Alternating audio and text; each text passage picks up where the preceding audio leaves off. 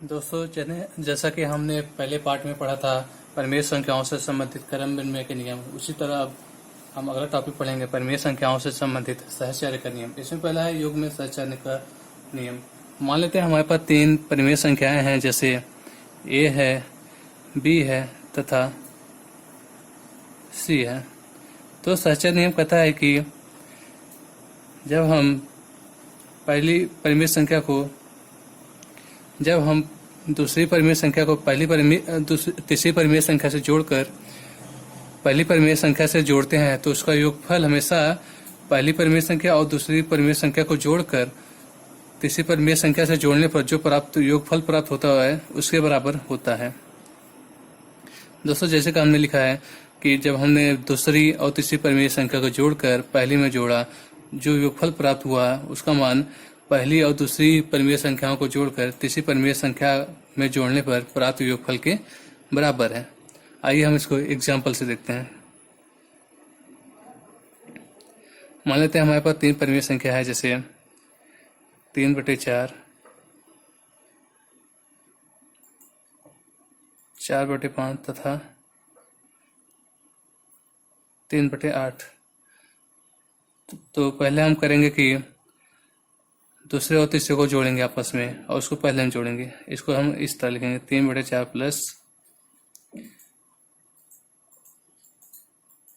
4/5 plus 3 is equal to 3/4 plus 40 30 plus 15 is equal to 3/4 plus 47/14 is equal to 40। 30 plus 47 is equal to 77/40। दोस्तों, हमने इसमें दूसरी परिमेय संख्या और तीसरी परिमेय संख्या को जोड़कर पहली में जोड़ा है। अब इसी तरह हम अब पहली और दूसरी परिमेय संख्या को जोड़कर तीसरी में जोड़ेंगे। 24 15 plus 16 plus 3/8 is equal to 31/20 plus 3/8 is equal to 14 68 plus 15 is equal to 77/14। दोस्तों, हमने यहाँ पे देखते हैं कि जब हमने दूसरी तीसरी परिमेय संख्या को जोड़कर पहली में जोड़ा तथा जब पहली और दूसरी को जोड़कर तीसरी में जोड़ा तो हमने दोनों योगफल बराबर मिलते हैं। इससे निष्कर्ष निकलता है कि योग की क्रिया में सहचर्य नियम लागू होता है।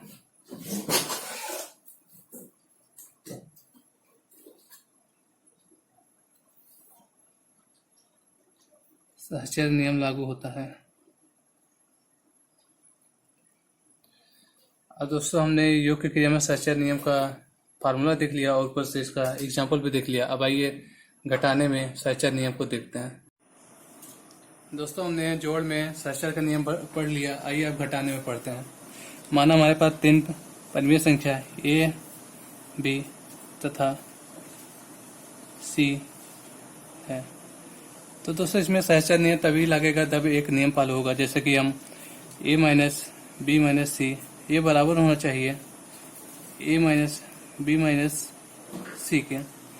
दोस्तों, जैसे हम देखें अगर दोनों पक्ष को ध्यान से, तो इसमें जब हम माइनस को अंदर करेंगे तो ये b माइनस हो जाएगा, लेकिन c प्लस में हो जाएगा, जबकि इसमें c माइनस में है। अतः इसमें हम सहचर्य के नियम फॉलो नहीं करा सकते हैं। इसको हम एग्जाम्पल से समझ सकते हैं। जैसे हमारे पास तीन परिमेय संख्या है, जैसे 1/2 है, 3/2 है and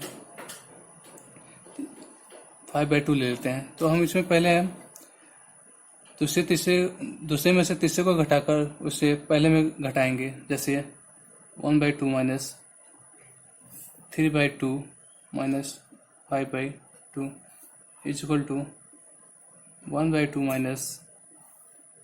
minus 2/2 is equal to 1/2। तो उसमें हम माइनस माइनस प्लस हो जाएंगे, इसलिए 1 हो जाएगा, ये 3/2 आएगा। इसी तरह हम अब पहले में से दूसरे को घटाकर फिर उसको हम तीसरे में से घटाएंगे। आइए देखते हैं तब रिजल्ट क्या होगा। अब 1/2 minus 3/2 minus 5/2 is equal to minus 2/2 minus 5/2 minus 1 minus 5/2 is equal to minus 7/2। दोस्तों हम देखते हैं कि जब हमने ऊपर दूसरी में से तीसरी को घटाकर इसमें पहली से घटाया था तो हमारा रिजल्ट 3/2 आया था। इसी तरह जब हमने पहली में से दूसरी संख्या को घटाकर तीसरी से घटाया तो हमारा रिजल्ट माइनस 7/2 आया। इससे हम रिजल्ट निकालते हैं कि घटाने की क्रिया में सहचर्य नियम लागू नहीं होता। ऐसा हम कह सकते हैं, घटाने में सहचर्य नियम लागू नहीं होता। सहचर्य नियम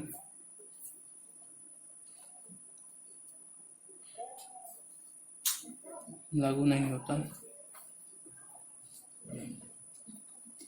दोस्तों हमने योग में सहचर्य नियम, घटाने में सहचर्य नियम देख लिया। अब इसके बाद गुणन में सहचर्य नियम देखेंगे। दोस्तों आइए गुणन में देखते हैं सहचर्य नियम लागू होता है कि नहीं। मान लेते हैं हमारे पास 3 परिमेय संख्याएं हैं, जैसे ए, बी तथा सी है। तो सहचर्य नियम तभी लागू होगा जब ए इंटू ब्रैकेट में बी इंटू सी बराबर ब्रैकेट ए इंटू बी इंटू सी होगा। दोस्तों इसमें हम इसमें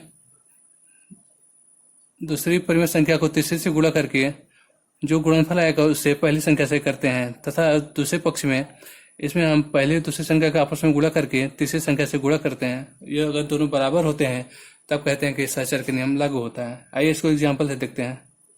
मान लेते हैं हमारे पास 3 परिमेय संख्याएं हैं, जैसे 9/8, 7/8 तथा, या कुछ और कर लेते हैं, 7/5 ही कर लेते हैं, तथा 3/2।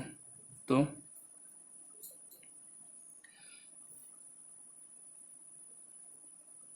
7/5 into 3/2 is equal to 7×21 into 7×21 21/5 is equal to 9×9 9×2 18 बटे 10 से 80। अब दोस्तों हम पहले दूसरी संख्या से आपस में गुणा करके इसको हम तीसरी संख्या से गुणा करेंगे। अब 9/8 गुणे 7/5 गुणे 3/2 इक्वल टू 9×7 63 8×5 40 गुणे 3/2 इक्वल टू 10⁻9 18।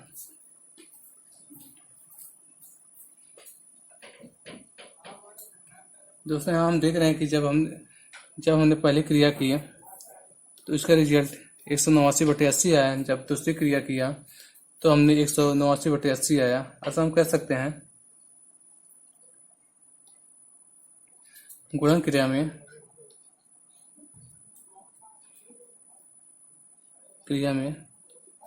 सहचर्य नियम लागू होता है। सहचर्य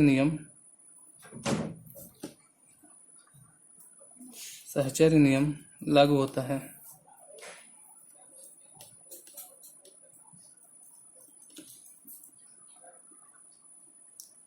दोस्तों हमने गुणन में सहचर्य नियम देख लिया। अब भाग की क्रिया में देखते हैं सहचर्य नियम लागू होता है कि नहीं। इसलिए हम मान लेते हैं 3 परिमेय संख्या ए, बी तथा सी है।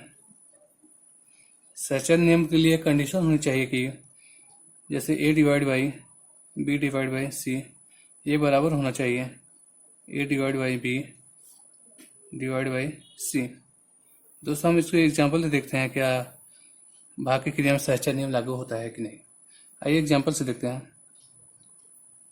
एग्जाम्पल मान लीजिए हमारे पास 3 परमेय संख्याएं हैं, जैसे 1/3, 3/4 एंड 7/8। दोस्तों आइए हम इसका बायां पक्ष निकालते हैं एक बार। 1/3 डिवाइडेड बाई 3/4 डिवाइडेड बाई 7/8। दोस्तों भाग की क्रिया में हम जानते हैं कि अगर भिन्न है तो वो उनका मान हम उलट दें, यानी अंश को हर में और हर को अंश कर दें तो ये चिन्ह भी बदल जाएगा, ये चिन्ह गुणा में हो जाएगा। आइए इसको कर लेते हैं। 3/3 डिवाइडेड बाई 3/4 इंटू 8/7। अब दोस्तों इसी तरह हम जैसे हमने यहाँ पे गुणा चिन्ह लगा के इनका आपस में चेंज कर दिया, इसी तरह यहाँ भी इसको गुणा में बदल के इन दोनों जो वैल्यू आएगी उसको चेंज कर देंगे।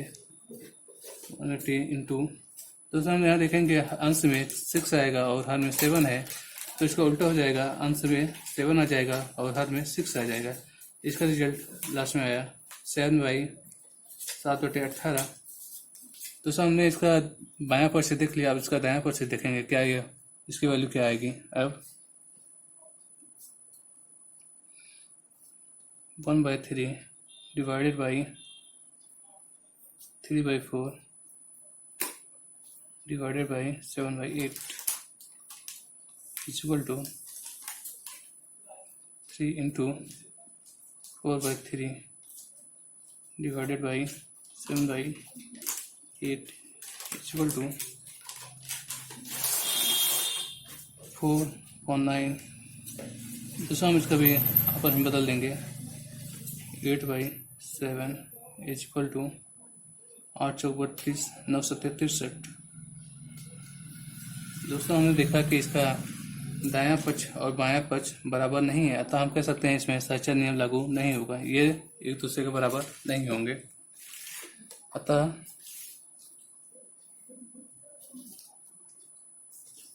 भाग में सहचर नियम लागू नहीं होगा।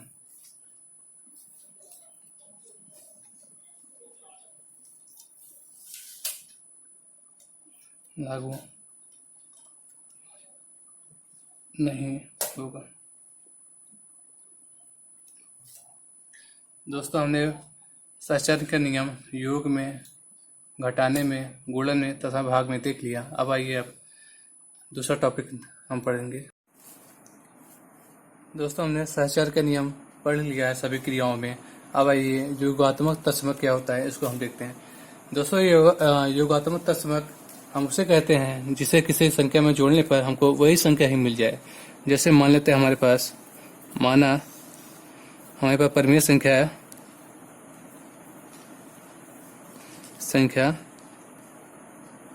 ए है, तब हमें ए में कोई ऐसी संख्या जोड़नी होगी जिससे हमें पुनः ए ही मिल जाए। जैसे मान लिया हमने बी जोड़ा, तब माना ए में बी जोड़ा। हमने ए में जब बी जोड़ा तो हमें इसका मान ए ही प्राप्त होना चाहिए। दोस्तों जब हम इसे सॉल्व करेंगे, यहाँ पे बी की वैल्यू निकालेंगे, बी का हम देखते हैं कि बी बराबर a माइनस ए, यानी बी बराबर 0 मिलता है। अतः हम कह सकते हैं 0 एक योगात्मक तत्समक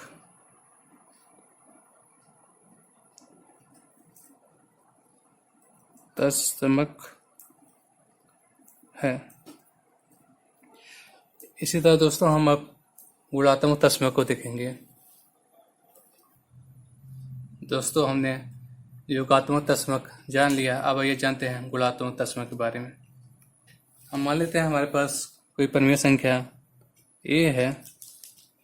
जब हम a में कोई ऐसी संख्या से मल्टीप्लाई करें कि हमको पुनः a ही मिल जाए, जैसे हम a में मान लिया b की मल्टीप्लाई कर दिया, तो हमें a ही मिल जाना चाहिए। ऐसे ही हम यहाँ पे हम b को गुणात्मक तस्मक कहेंगे।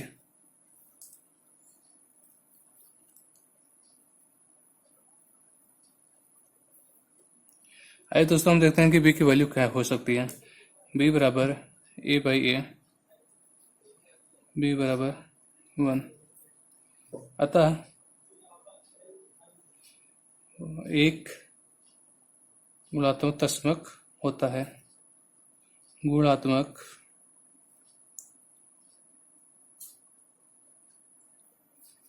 होता है।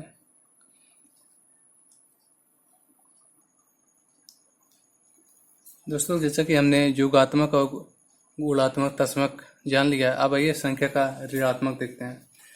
संख्या का ऋणात्मक वह वैल्यू होती है, किसी भी संख्या का ऋणात्मक वो संख्या होती है जिससे उस संख्या को उसी संख्या में जोड़ दे तो हमें 0 मिल जाए। जैसे हम मान लिया कि हमारे पास a है, तो इसका ऋणात्मकता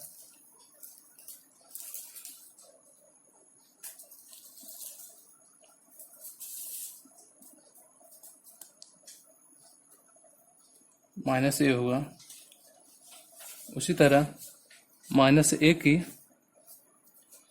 ऋणात्मकता बराबर minus of a equal to +a होगा।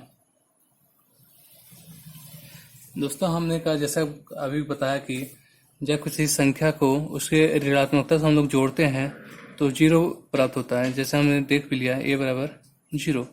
यहाँ से हम कंक्लूजन निकाल सकते हैं कि जब किसी संख्या को उसके ऋणात्मकता से जोड़ दें तो हमेशा उसकी योगात्मक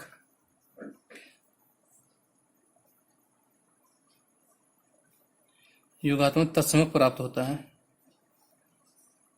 अतः हम कह सकते हैं कि संख्या प्लस, नोट में देख सकते हैं, संख्या प्लस संख्या की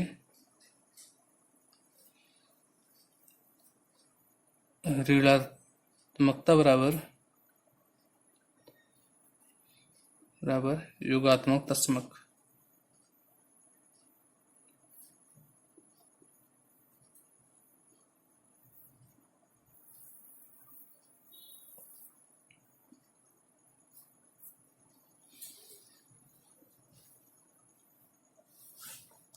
आइए दोस्तों हम इसको एक एग्जाम्पल के थ्रू देख लेते हैं। माना हमारे पास एक कोई परिमेय संख्या है, जैसे 1/2 है, तो इसकी ऋणात्मकता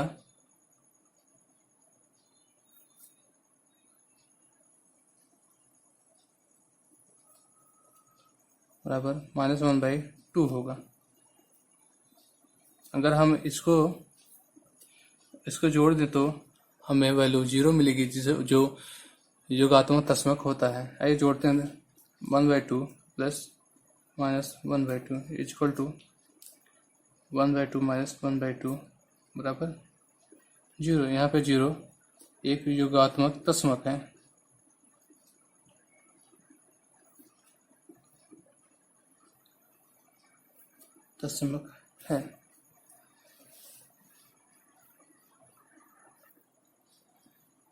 दोस्तों हमने संख्या के ऋणात्मकता को देख लिया, अब आइए संख्या का व्युत्क्रम देखते हैं। मान लेते दोस्तों हमारे पास कोई परिमेय संख्या है, जैसे a है, तो इसका व्युत्क्रम इस संख्या का उल्टा अर्थात -1/1/a होगा। इसी तरह जैसे हम मान लेते हैं कि हमारे पास कोई दूसरी परिमेय संख्या है, जैसे 1/a है, तो इसका व्युत्क्रम होगा 1/1/a that is a। आइए हम इसका कुछ एग्जाम्पल देख लेते हैं। जैसे एग्जाम्पल 5/4 हमारी कोई परिमेय संख्या है, इसका व्युत्क्रम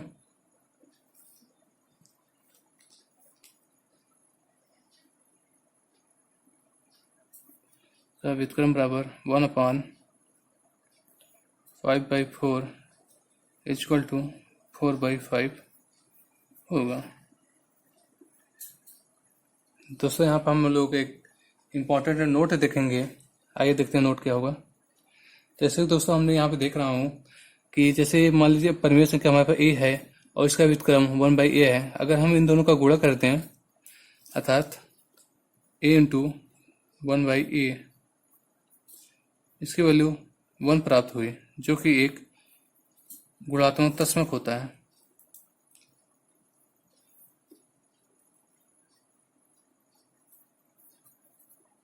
अतः हम कह सकते हैं कि यदि किसी संख्या में उसकी व्युत्क्रम संख्या से गुणा करने पर व्युत्क्रम से गुणा किया जाए तो हमें गुणात्मक तस्मक प्राप्त होता है।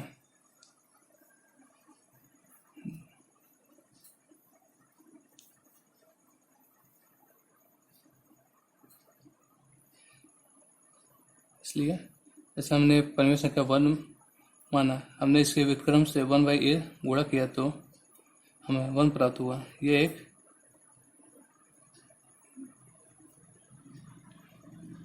योगात्मक व्युत्क्रम है। दोस्तों, हमने संख्या का व्युत्क्रम देख लिया। अब अगला कुछ एक महत्वपूर्ण नियम और है, उसको हम पढ़ेंगे और समझेंगे।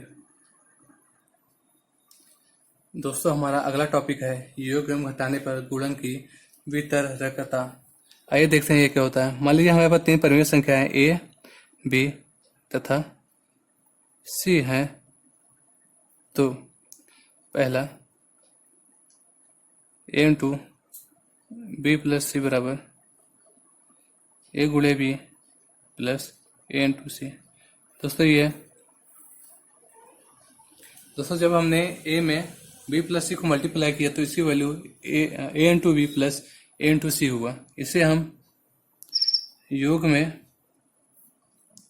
योग पर गुणन की वितरकता कहते हैं।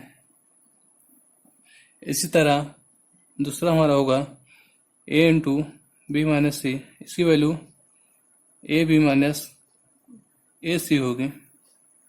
इसे हम घटाने पर गुणन की